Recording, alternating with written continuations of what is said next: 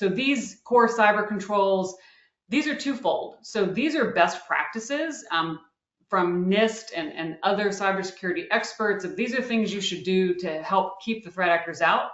If you have cyber insurance, or if you're looking to get cyber insurance, these are the controls that most cyber carriers are requiring now. Multi-factor authentication.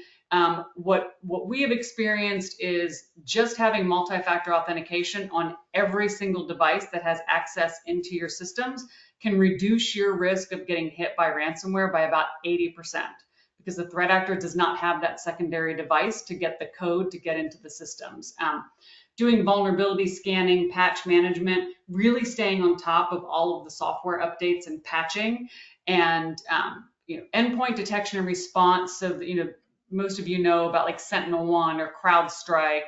Those are companies that provide it's software that's on your system that is constantly looking for these indicators of compromise we've been talking about.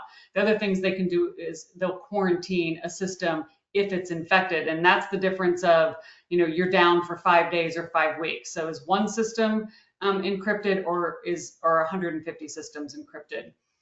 And then disaster recovery and backups. Most companies have disaster recovery plans for hurricanes, fires, earthquakes, depending on what part of the country you're in.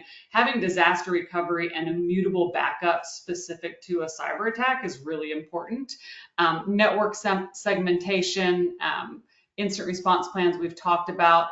M&A due diligence I talked about a little bit. Cyber carriers are looking at that because there is so much M&A activity right now, and the threat actors know that. And unfortunately, we have a lot of clients that purchase companies and they end up purchasing ransomware because there's malware that gets deployed to ransomware post-acquisition.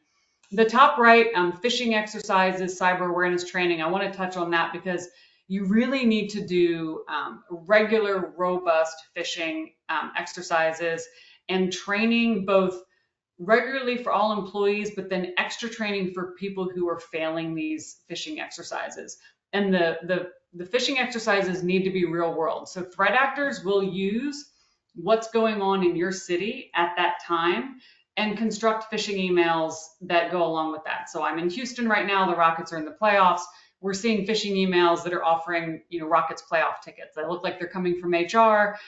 Things like that they're inducing your employees to click on links. So the same thing happens with concerts that are in town. So, whether you're using a service or you're sending out phishing emails yourself to test your employees, make sure that they're very specific, because that's what the threat actors are doing. They are doing their research and figuring out what's going on in cities. We saw a lot of Taylor Swift social engineering emails having to do with free Taylor Swift tickets all over the country when she was on tour, and they were very enticing, and a lot of employees clicked on those links, unfortunately.